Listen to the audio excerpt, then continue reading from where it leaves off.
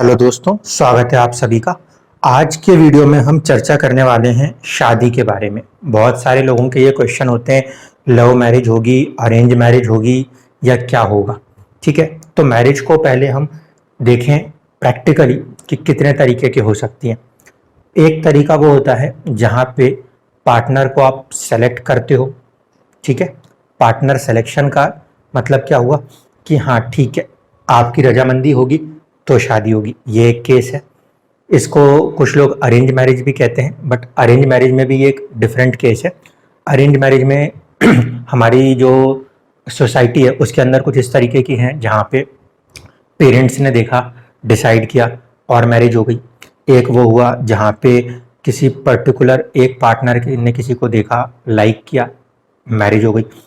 और एक वो केस जहाँ पे दोनों ही पार्टनर्स ने लाइक किया और फिर मैरिज हो गई। जब दोनों पार्टनर्स लाइक कर रहे हैं तो वहाँ पे वो लव मैरिज के तौर पे देखी जा रही है। जहाँ पे किसी एक ने सेलेक्ट कर दिया और उसके बाद मैरिज हो रही है तो हम उसको पार्ट ऑफ अरेंज मैरिज कह सकते हैं, बट यहाँ पे क्या है, सेल्फ सिलेक्शन होता है। तीसरा केस वो है जिसमें कि टोटली पेरेंट्स देख रहे होते हैं। और इन सबसे हटके भी एक केस और आता है जिसको हम कहते हैं डेस्टिन्ड, यानी कि डेस्टिनी में ही है वो मैरिज, इसलिए उसको होना ही है। ठीक है, तो ये चीज़ें होती हैं। अब एक और स्पेसिफिक केस होता है जो कि नो मैरिज का केस होता है। उस वीडियो को हम कभी बाद में लेंगे कि वो कौन से सिचुएशंस हैं जहाँ पे कि मैरिज टोटली डिनाइड हो जाती है। आज के केस में हम 3 बातों पे ध्यान देंगे: लव मैरिज, अरेंज मैरिज और एक जो डेस्टिनी है आपकी उसके कारण होने वाली मैरिजेस। जो लव मैरिज का केस है उसके लिए हमारे लिए प्राइम इंपॉर्टेंट हाउस होता है, वो होता है 5th हाउस। और मैरिज का हमारा हाउस होता है वो होता है 7th हाउस। तो जो भी लव है वो 5th हाउस का पार्ट है और मैरिज जो है वो 7th हाउस का पार्ट है। इसलिए इसके अंदर जब कभी भी लव मैरिज होगी तो कोई ना कोई कनेक्शन कॉम्बिनेशन क्या होगा, 5th हाउस और 7th हाउस के बीच में कोई ना कोई लिंक जरूर होगा। वो किसी भी तरीके से हो सकता है, मगर दोनों तरफ से होना चाहिए। सिर्फ एक तरफा ना हो, दोनों तरफा हो तो जो चांसेस हैं, परसेंटेज है, वो ज़्यादा बढ़ जाएगा। कैसे कैसे ये लिंक फॉर्म हो सकता है, जो भी आपकी कुंडली हो उसमें जो भी 5वां घर है, 5th हाउस है, वहाँ पे जो भी नंबर की राशि लिखी है उस राशि का स्वामी उठ के चला जाए आपके 7th हाउस में। और साथ ही साथ 7th हाउस का जो मालिक है वो उठ के चला जाए 5th हाउस में, तब ये हो सकता है। इसके लिए पहली रिक्वायरमेंट ये है कि इंडिपेंडेंटली दोनों जाएं तो पॉसिबिलिटी ज़्यादा है। अगर कोई दूसरे ग्रह साथ में बैठ गए तो फिर उस ग्रह के नेचर के ऊपर सारी चीज़ें डिपेंड कर जाएंगी।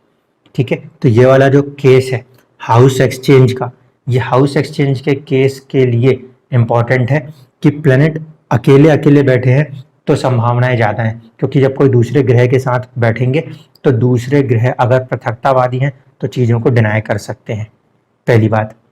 दूसरी बात कि लव मैरिज के केस में ऐसा भी हो सकता है कि 7th हाउस का मालिक 5th हाउस में गया हो, 7th हाउस का मालिक 5th हाउस में गया हो और 5th हाउस का मालिक लगन में जाके 7th को देखता हो।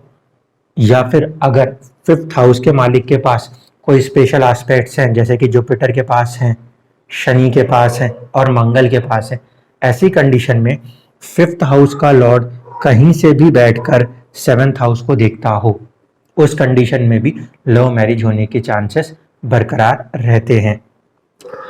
इसी तरीके से 5th हाउस का मालिक 7th में चला जाए और 7th हाउस का मालिक कहीं से भी एस्पेक्ट कर दे 5th हाउस को, या फिर 7th हाउस का मालिक एस्पेक्ट कर दे 7th हाउस को, इन सभी केसेस के अंदर लव मैरिज होने के चांसेस बने रहते हैं।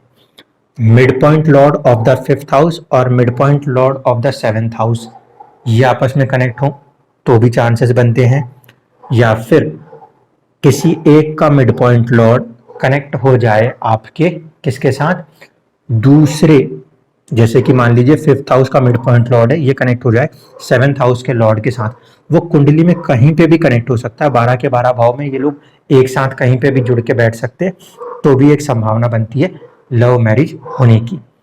मैरिज के अंदर जो दिक्कतें आती हैं वो तब आती हैं जब 7th हाउस का मालिक या 7th हाउस के मिड पॉइंट का मालिक कुंडली में 12th हाउस में, 2nd हाउस में या 6th हाउस में चला जाता है। ऐसी कंडीशन में जो मैरिटल लाइफ है उसमें डिस्टर्बेंसेस पैदा हो जाते हैं। ये केस लव मैरिज में भी लागू होगा और साथ ही साथ अरेंज मैरिज में भी लागू होगा। 7th हाउस का मालिक, हाउस लॉर्ड या मिड पॉइंट मालिक, ये दोनों में से कोई भी अगर कुंडली के 12th हाउस में, 2nd हाउस में या फिर 6th हाउस में चले गए तो ऐसी प्रॉब्लम्स देखने को मिलती हैं। अब बात करते हैं अरेंज मैरिज के केस में। अरेंज मैरिज के केस में क्या होता है कि 7th हाउस का जो मालिक है वो कहीं पे भी बैठ जाता है, बट वो 5th के साथ लिंक नहीं होता। ठीक है, ये पहली रिक्वायरमेंट है। 7th हाउस का मालिक कहीं भी बैठ जाए लेकिन 7th के अंदर कोई प्लेनेट 5th हाउस का लॉर्ड होके नहीं हो सकता, 7th हाउस के ऊपर 5th हाउस का कोई एस्पेक्ट नहीं हो सकता, या फिर 7th हाउस का मालिक 11th में ना बैठे, क्योंकि अगर 7th हाउस का कोई भी मालिक 11th में बैठेगा तो वो 5th को दिखेगा। इसीलिए अगर अरेंज मैरिज के केसेस देखने को मिलेंगे तो वहां पे 7th हाउस का लॉर्ड जो होगा वो आपको कभी भी 5th हाउस और 11th हाउस में बैठा हुआ नहीं देखने को मिलेगा। साथ ही साथ 5th हाउस का मालिक या 5th हाउस का मिड पॉइंट लॉर्ड ना तो 7th में होगा और ना ही वो 1st हाउस लगन में होगा। ऐसी कंडीशन में हम कह सकते हैं कि अरेंज मैरिज होंगी। अब जो मैंने आपसे कहा था कि एक केस वो है जिसमें इंसान अपने पार्टनर को पसंद कर ले, वो कब होगा? जब 1st हाउस का मालिक या 1st हाउस का मिड पॉइंट लॉर्ड वो 7th के साथ रिश्ता बना दे, या तो 7th हाउस में बैठ जाए या 7th हाउस के लॉर्ड के साथ में बैठ जाए। अगर ऐसी कंडीशन होती है तब वहां पे क्या होता है, पहले सिलेक्शन होता है और उसके बाद अरेंजमेंट होती है। यानी कि पहले इंसान ने खुद पसंद कर ली और उसके बाद अरेंज होके वो मैरिज हो रही होती है। इसको भी इसीलिए हमने अरेंज मैरिज के केस में लिया है। ये तो दो नॉर्मल केसेस हो गए जो कि सभी लोगों को आमतौर पे समझ में आते हैं, दिखाई देते हैं। लव के लिए क्या है, 5 और 7 का कनेक्शन होना चाहिए और अरेंज के लिए 5 और 7 कनेक्ट नहीं होने चाहिए। ये प्राइम इंपॉर्टेंस है। इससे हटके एक जो मैरिज होती है जिसे हम कहते हैं डेस्टिनी वाली मैरिज, यानी कि वो शादी लिखी ही थी, आप उसमें कोई भी डंगा लगाने जाओगे वो दूसरे रास्ते बनाएगी, बट वो वहां से निकल के मैरिज हो जाएगी। वो कैसे होता है? वो होता है केतु कनेक्शन के साथ। अगर आपकी कुंडली में Ketu 8th house, sorry 8th नहीं 7th हाउस में आ जाए, या फिर केतु 7th हाउस के मालिक के साथ बैठ जाए, या फिर केतु जिस भी राशि में बैठा है, केतु जिस भी राशि में बैठा है उसका मालिक, उस हाउस का लॉर्ड 7th हाउस में या 7th हाउस के मालिक के साथ बैठ जाए, तो ऐसे जो मैरिजेस हैं इसको हम कहते हैं कि ये डेस्टिनी के द्वारा दी गई मैरिजेस हैं। ऐसे में अच्छा हो या बुरा हो, दोनों ही सिचुएशन में ऐसे लोग पूरा साथ निभाते हुए चले जाते। परिस्थिति कुछ भी हो, गुड भी हो सकती है, बैड भी हो सकती है, बट ये डेस्टिनी वाली मैरिजेस होती हैं जहाँ पे आप देखते हो कि लोग चले जा रहे हैं और पूरी तरीके से उसको अच्छा और बुरा दोनों केसेस में बैलेंस करके चले जा रहे होते हैं। इसमें जो इम्पोर्टेंट पॉइंट रहता है वो क्या रहता है, इसको देख लीजिए। केतु 12 के 12 भाव में किसी भी भाव में बैठेगा, वो जिस भी राशि में बैठेगा उस राशि का स्वामी या तो 7th हाउस में बैठा होगा या फिर 7th हाउस के लॉर्ड के साथ किसी ना किसी तरीके से अपना एक कनेक्शन बना रहा होगा। कनेक्शन बनाने के तरीके क्या हो सकते हैं? आमने सामने बैठ जाएं, किसी भी, मान लीजिए एक लॉर्ड यहाँ पे बैठा है, दूसरा लॉर्ड जस्ट उसके सामने 7th हाउस लेके बैठ जाए, ऐसी कंडीशन होंगी तब भी ये सिचुएशन बनती है। केतु 5th हाउस में आ जाए और 5th हाउस का मालिक 7th में चला जाए, केतु 5th हाउस में आ जाए और 5th हाउस का मालिक 7th में चला जाए, तो ऐसी कंडीशन के अंदर भी जो होगा वो क्या होगा, आपको देखने को मिलेगा कि एक कार्मिक कनेक्शन है उस मैरिज के पीछे।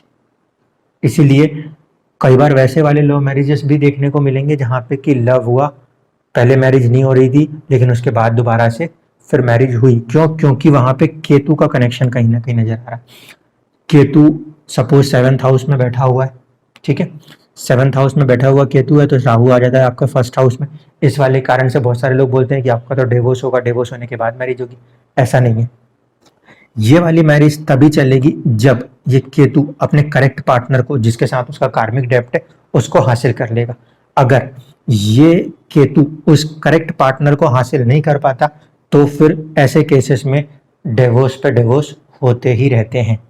इस बात को समझिएगा। ये सबसे इम्पोर्टेंट ये वाला केस चलता है जहाँ पे आप देखते हो कि एक बार मैरिज हुई देन डिवोर्स, दूसरी मैरिज हुई फिर डिवोर्स, तीसरी हुई फिर डिवोर्स, और कुछ लोगों की तो बहुत ज़्यादा हो जाती है मगर वो चल नहीं पा रही। क्योंकि कहीं ना कहीं वहाँ पे जो केतु का कनेक्शन है, कार्मिक कनेक्शन वाली जो मैरिज है, वो फुलफिल नहीं हो पा रही। ऐसी कंडीशनों में वो क्योंकि करेक्ट पार्टनर तक नहीं पहुंचा रहा तो वो मैरिज होने ही नहीं दे रहा। इसीलिए कई बार आप लोगों को देखने को मिलता है कि जब केतु 7th हाउस में आता है तो यहाँ पे कभी कभी मैरिजेस को डिले भी कर देता है। ये रीज़न है। तो आई होप कि आपको समझ में आ गया होगा कि मैरिजेस के अंदर जब हमें देखना है तो ये वो है जो आप लोग बहुत साधारण तौर पे सवाल करते हो। मैरिज में लव मैरिज देखने वाले लोग अपने 5th हाउस को देखें, 5th हाउस के लॉर्ड को देखें, 7th हाउस को देखें, 7th हाउस के लॉर्ड को देखें। ये कुंडली में कहीं पर भी एक साथ बैठे हुए दिख सकते हैं। इनके मिड पॉइंट लॉर्ड आपस में कहीं पर भी एक साथ कनेक्ट हो सकते हैं। और कुछ हद तक यही कॉम्बिनेशन कंजंक्शन जो है D9 नवमांश कुंडली में भी देखने को मिल सकता है। अरेंज मैरिज वाले केसेस में क्या हो रहा है, जहाँ पे पार्टनर आप खुद चुनते हो उसमें होता है कि जो 1st हाउस है उसका लॉर्ड या उसका mid point Lord 7th house या 7th हाउस के लॉर्ड से कनेक्ट हो जाता है। लेकिन किसी भी कंडीशन में 5th हाउस या 5th हाउस का मिड पॉइंट लॉर्ड का 7th हाउस के साथ कोई कनेक्शन कंजंक्शन नहीं होता। ठीक है। प्रॉब्लम्स कहाँ पे आती हैं, दोनों ही केसेस में मैरिज में वहीं पे प्रॉब्लम आती है जब कभी भी आपका 7th हाउस का मालिक या 7th हाउस का मिड पॉइंट लॉर्ड ये आइदर 12th हाउस में चले गए हों या तो 2nd हाउस में चले गए हों या फिर 6th हाउस में चले गए हों। और एक होता है कारक, अगर मेल चार्ट है तो वीनस कारक है, फीमेल चार्ट है तो जुपिटर। तो जुपिटर और वीनस के ऊपर भी कोई नेगेटिव इम्पैक्ट नहीं होना चाहिए। अगर वीनस के ऊपर नेगेटिव इम्पैक्ट है केतु का, शनि का, तो ऐसे में भी मैरिटल लाइफ में डिस्टर्बेंसेस आते हैं इन कंडीशनों से अलग हटके भी, क्योंकि वहाँ कारक पीड़ित होता है। ये वाले केस में तो हम मानेंगे राहु केतु कहीं भी बैठ सकते हैं। ठीक है। उनका लॉर्ड किसी भी तरीके से अपने आप को 7th हाउस से कनेक्ट कर दे। वो बहुत सारे तरीके हो सकते हैं। 7th हाउस के मालिक के साथ केतु कनेक्ट हो जाए, 7th हाउस के मिड पॉइंट लॉर्ड के साथ केतु कनेक्ट हो जाए, केतु जिस भी भाव में बैठा है उस भाव का स्वामी, या केतु जिस नक्षत्र में बैठा है उस नक्षत्र का स्वामी किसी भी तरीके से 7th हाउस को कनेक्ट कर दे, तो यहाँ पे हम एक कार्मिक कनेक्शन मैरिज के साथ देखते हैं। और ऐसे में जो मैरिजेस है वो डेस्टिनीड हो जाती हैं, यानी कि वहाँ पे आपको मैरिज पक्के से वहाँ होनी ही होनी है। कोई भी कोई सिचुएशन बना के वहाँ तक चीज़ों को लाके वो मैरिज करा ही देता है। तो मुझे उम्मीद है कि आज के वीडियो के बाद आपको समझ में आया होगा कि जब हम कभी भी ये सवाल करते हैं मेरी अरेंज मैरिज होगी या मेरी लव मैरिज होगी या मेरी डेस्टिन्ड मैरिज होगी, तो ये बात आपको समझ में आनी चाहिए कि आपकी कुंडली में अगर ये वाला कनेक्शन है तो आप टाइम ले लो, कोई दिक्कत नहीं है। टाइम लेके पूरा जो पार्टनर है उसको सर्च होने दो। जब राइट पार्टनर आता है तो आप मैरिज में एंटर हो जाओ। इस वाले में तो यहाँ पे प्लेस्ड नहीं होना चाहिए। अगर प्लेस्ड है तो वैसे भी मैरिज लाइफ में प्रॉब्लम्स आ जाएंगी। इसमें भी यही है, अगर ये कनेक्शन तो बन रहा है लेकिन ये इस तरीके से कहीं पे भी बैठे हुए हैं 7th हाउस या 7th हाउस का मिड पॉइंट लॉर्ड, तो उसमें आपको काफ़ी संभलने की ज़रूरत है। आई होप कि आपको ये वीडियो पसंद आई होगी। और भी आपके जो ऐसे सवाल हैं उनके जवाब के लिए आगे और भी वीडियोज़ आते रहेंगे। आप हमारे चैनल को सब्सक्राइब कर सकते हैं ताकि आप तक जो भी वीडियो मैं बनाऊँ वो बहुत आसानी से पहुँच जाए। धन्यवाद।